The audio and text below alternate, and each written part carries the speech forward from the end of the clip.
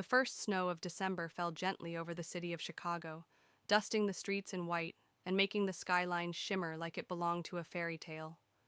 The air was crisp, filled with the sound of car horns muted by snow and the laughter of children bundled in scarves and mittens. In the heart of the city, where skyscrapers kissed the sky and dreams were built every day, Madison Reed walked with her hands stuffed into her coat pockets, her breath visible in the cold. Madison was 24, fresh out of college, and chasing a dream she had held since she was a little girl, to become an architect who built more than just buildings, but places where memories could live. She had landed an internship at a prestigious firm downtown, and though the hours were long and the tasks often overwhelming, she couldn't shake the quiet fire in her chest that told her she was exactly where she was meant to be. Yet, beneath her determination was a deep loneliness. The city was big, her apartment too small, and she often found herself wishing she had someone to share her excitement and fears with. That evening, after another long day of sketching drafts and fetching coffee, Madison ducked into a small cafe near Millennium Park. The shop was warm and filled with the smell of roasted beans and cinnamon pastries. She ordered a hot chocolate, extra whipped cream, and settled into a corner seat by the frosted window. She pulled out her sketchbook, hoping to ease her restless thoughts by drawing. On the other side of the cafe, Ryan Cooper, a 27-year-old aspiring musician, strummed quietly on his guitar. Ryan had moved to Chicago from Denver a year earlier, chasing his dream of making music that mattered. He had been playing small gigs in bars, uploading songs online, and scribbling lyrics on napkins late into the night. The city wasn't easy on dreamers like him, but he refused to let go.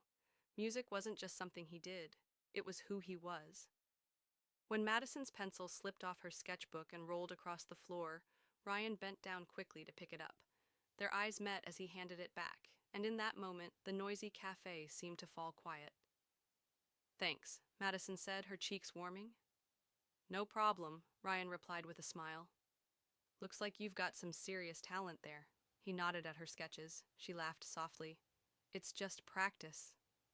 "I'm an intern at an architecture firm. Lots of late nights, lots of doodling." "I get that," Ryan said, tapping the guitar beside him. "I'm chasing the music thing. Late nights, lots of noise, and even more doodling. But with chords, they shared a laugh, and just like that, a spark formed. From that night on, their paths began to cross more often. Some evenings, Madison would find Ryan playing at the cafe, his voice low and warm as he sang to a small crowd. Other nights, Ryan would spot Madison sketching at her corner table, her brows furrowed in focus. Slowly, conversations stretched longer, laughter became easier, and the distance between two strangers began to close. One snowy evening, Ryan invited Madison to one of his small gigs at a bar near the river. She hesitated at first, nervous to step into his world, but when he began to play, she realized his songs carried the same dreams she drew in her sketchbook: hope, longing, and the courage to keep moving forward. After the show, as they walked through streets lined with glowing holiday lights, Ryan looked at her and said, "You know, Madison, sometimes it feels like we're all chasing something just out of reach, but meeting you makes me think maybe the chase is worth it." Madison's heart skipped a beat. She had spent so long trying to build her future alone, yet here was someone who made her feel like dreams weren't meant to be chased alone. As weeks turned into months, their bond grew stronger. They spent weekends wandering the snowy paths of Lincoln Park, sipping lattes in quiet cafes, and sharing their fears late into the night. Madison confessed how terrified she was of failing in her career.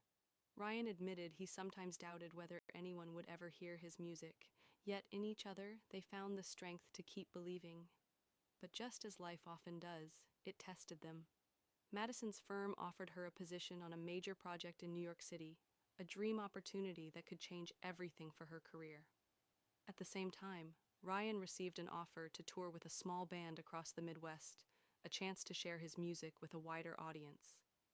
The excitement of their opportunities clashed with the fear of distance.